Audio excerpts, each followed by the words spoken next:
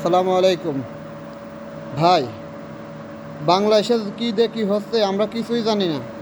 আমরা প্রবাসীরা খালি নিউজই দেখি, কিন্তু আজ 3টা দিন ফ্যামিলি পরিবারের সাথে কারোর সাথে কোনো যোগাযোগ করতে পারতেছি না, কোনো কিছুই পারতেছি না। আপনারা যারা প্রবাসে আছি ভাই, আপনারা সবাই প্রতিবাদ করেন, ঠিক আছে?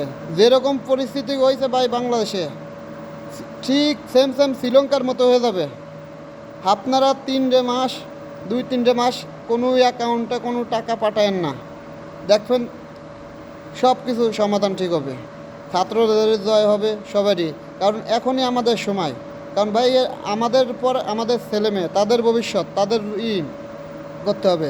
এখন যদি আমরা না করি, দেখেন আমরা যারা প্রবাসে আছি আজ 3টা দিন 1 মিনিট কেউ কথা বলতে নেই। আল্লাহ না করুক কারোর মা নাই, কারোর বাপ নাই, কেউ এর মধ্যেই একটা অ্যাক্সিডেন্ট হয়েছে, ঠিক আছে? আমরা কোনো খোঁজ খবর জানতেছি না, যার কারণে বলতেছি সবাই উঠে দাঁড়ান।